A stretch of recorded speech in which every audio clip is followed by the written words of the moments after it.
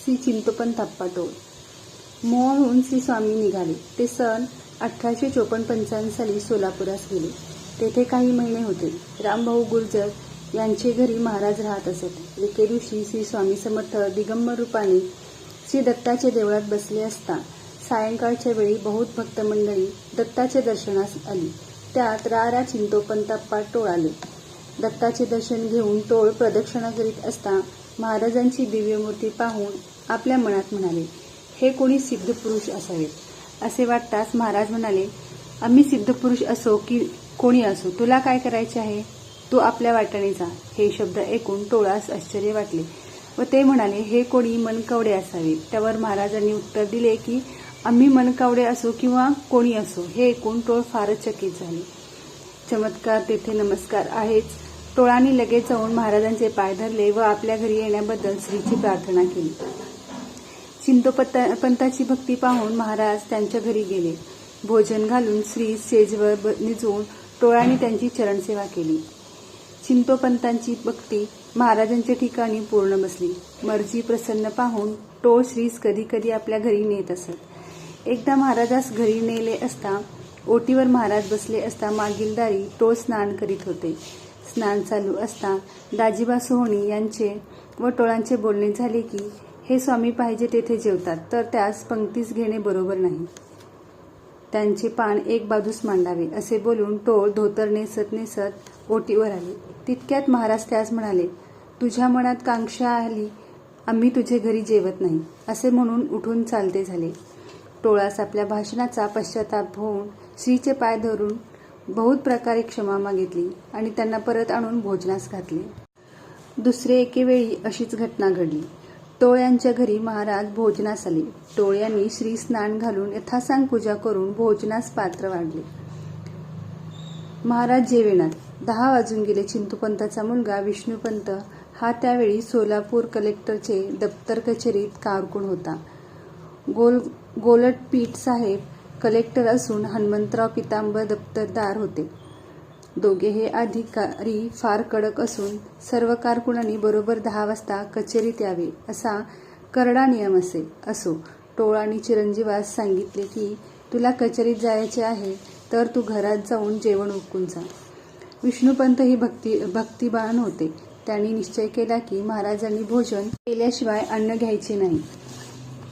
जे व्हायचे असेल ते होईल. 11 वाजण्याचे सुमारास महाराज भोजन करून आले. मग विष्णुपंतही भोजन आटपून लगबगीने कचेरीत गेले. बाळकृष्ण देवराव हे त्यावेळी कलेक्टरचे हेड क्लर्क असून त्यांच्याकडे हजेरी भरण्याचे काम होते. विष्णुपंतांनी अंगावरील वस्त्र गादीवर ठेवले व आपणास जरा उशीर झाला त्यांच्याबद्दल रदबदली करण्यास ते हेड क्लर्ककडे गेले. विष्णुपंताची विनंती ऐकून देवरावास आश्चर्य वाटले व ते म्हणाले, तुम्ही आज माझ्या अगोदर कचेरीत आला असून तुमची हजेरी पूर्वीच भरली आहे. हजेरी बुक उघडून त्यात हजर मानले असल्याचे विष्णुपंतास दाखवले. विष्णुपंतास मोठे आश्चर्य वाटले व सर्व कारकून मंडळीसी त्या गोष्टीचे मोठे कौतुक वाटले. पुढे बहुत वर्षोपतो ही गोष्ट कलेक्टर कचेरीतील सर्वांची तोंडी होती. ही गोष्ट 1856 सालची आहे अशी महाराजांची अघटित लीला आहे. टोळ यास अक्कलकोटास जाण्याची आज्ञा. राजश्री चिंतोपंत अप्पा टोळ हे समर्थ सोलापूरस आले तेव्हा आपल्या घरी पेन्शनर होते. पुढे अक्कलकोटचे शहाजीराजे यांनी टोळास अक्कलकोटास कारभारी नेमले होते. एक वेळ टोळ सोलापुरास जात असताना राजेसाहेबांचे त्यास जरुरीतेचे पाचारण केले. श्री स्वामी महाराजास टोळांच्या घरी त्यावेळी आले होते. आपणही मजबरोबर अक्कलकोटास चलावे अशी महाराजांची टोळ यांनी प्रार्थना केली. तेव्हा महाराज म्हणाले, अक्कलकोटास उन्हाळा आहे, आपण येत नाही. तर मग महाराज आपण अक्कलकोटास केव्हा याल म्हणून टोळ यांनी महाराजास पुन्हा प्रश्न केला. तेव्हा महाराज म्हणाले, पाऊस पडल्यावर येऊ. मग चिंतोपंत अप्पा श्री स्वामी महाराजांची आज्ञा घेऊन अक्कलकोटास गेले. हल्ली उन्हाळा आहे, पाऊस पडल्यावर येऊ म्हणून जे टोळास म्हणाले त्याचा अर्थ प्राकृत अण असा करतील की उन्हाळा कडक असल्याने महाराज भिवून अक्कलकोटास गेले नाही. पण महाराजांचा अर्थ तसा नाही. भर 2 प्रहारी हवे तितके ऊन असले तरी महाराज बाहेर पडत. अक्कलकोटचे राजे अंतकाळ जवळ आला होता व त्या साली पावसाळ्याचा उन्हाळा बनला होता. हाच महाराजांचा उन्हाळा या शब्दाचा अर्थ आहे. पुढे शहाजीराजे यांची प्रकृती बिघडून त्यांचा आषाढ मासी अंत झाला. त्या साली सबंध चतुर्मासात पाऊस असा तो पडलाच नाही. नंतर दीपावली झाल्यावर कार्तिक मासी पाऊस पडून पिके चांगली आली. मग श्री स्वामी समर्थ अक्कलकोटास आले. त्यावेळी श्रीमंत मालोजीराव अक्कलकोटच्या गादीवर नुकतेच बसले होते.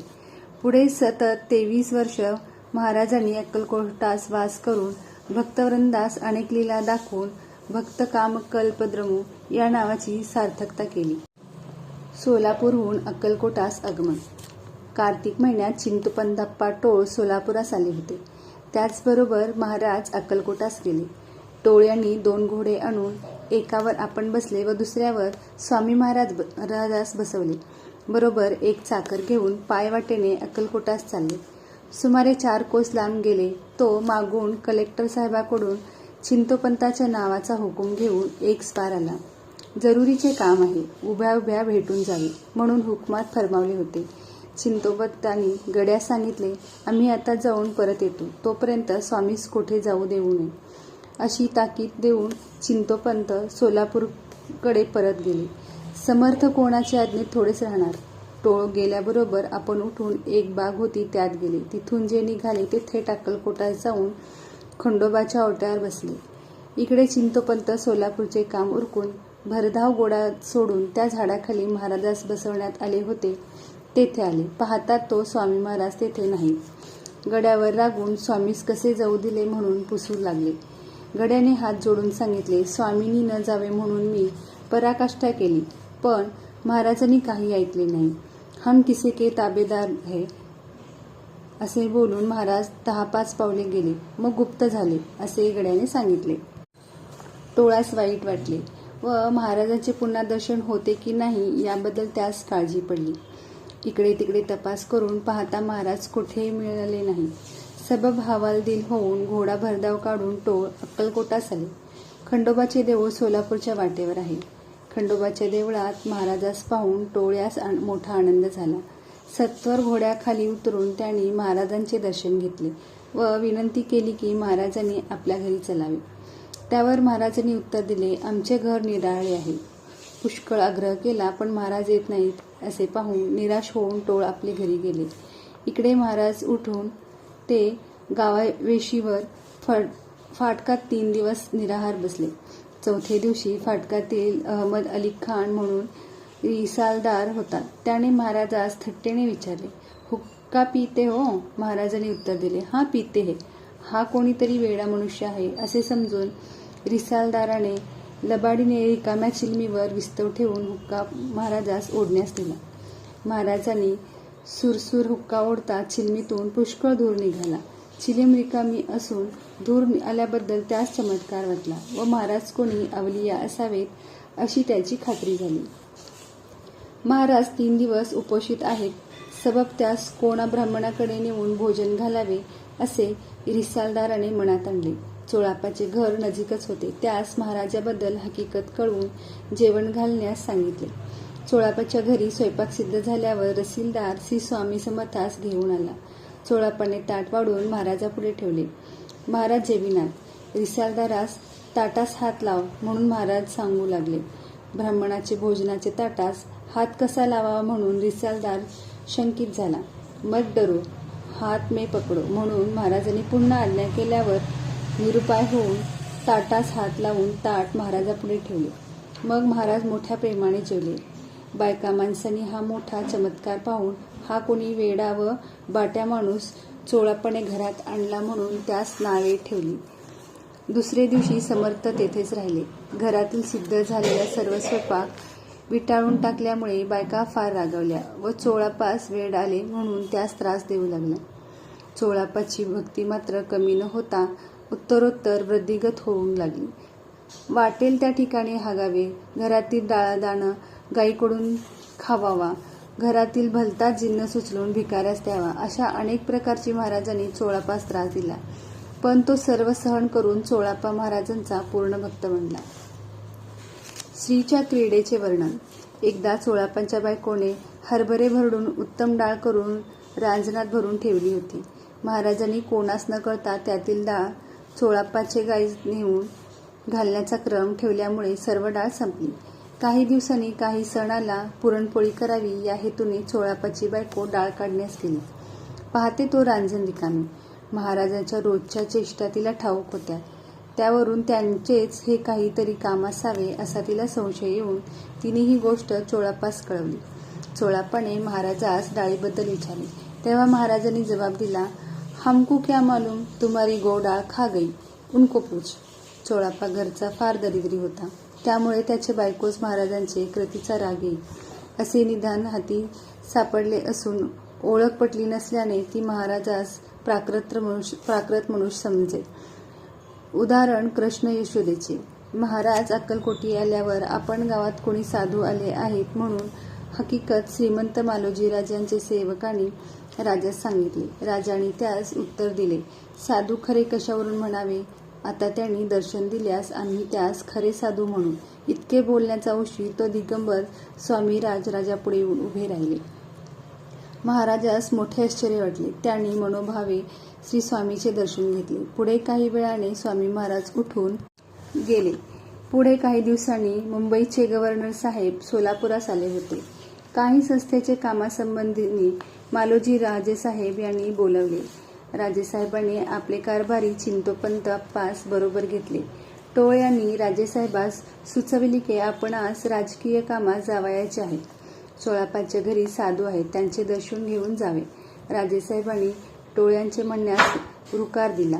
चोळाप्पाच्या घरी बाजेवर महाराज बसले होते. मेण्यातून उतरून आत येऊन पाहतात तो महाराजांची कडक मुद्रा पाहून राजास पुढे जाण्याचा धैर्य होईना.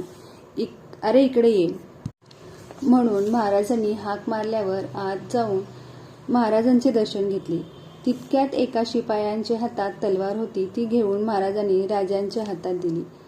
तसेच हुजुराच्या हातात पीकदाणी होती, ती घेऊन राजेसाहेबांच्या हाती दिली. मग दर्शन घेऊन राजेसाहेब व टोळ सोलापुरास गेले. गव्हर्नर साहेब जाण्याच्या गडबडीत होते. त्यामुळे तोफांची सरबत्ती व इतमाम राजास मिळावा तसा मिळाला नाही. त्यामुळे राजास वाईट वाटले. गव्हर्नर साहेब व राजेसाहेब यांची मुलाखत झाली. हत्यारे बाळगण्यासंबंधीचे संस्थानात बंदी झाली होती. त्याबद्दल विचार करून साहेबांनी पूर्ववत हत्यारांची मोकळीक दिली. महाराजांनी राजांच्या हातात तलवार दिली. त्याचा अनुभव हा आला असे तेव्हा समजले व पीक पाळदाणी दिली याचा अर्थ अपमान होईल असा अनुभव आला. हे पाहून राजास आश्चर्य वाटले. पुढे उत्तरोत्तर राजांची भक्ती समर्थ चरणी वृद्धिगत होत चालली. मग चोळाप्पास महाराजांच्या शुश्रूषेबद्दल राजाने 5 रुपये दरमहाची नेमणूक करून दिली.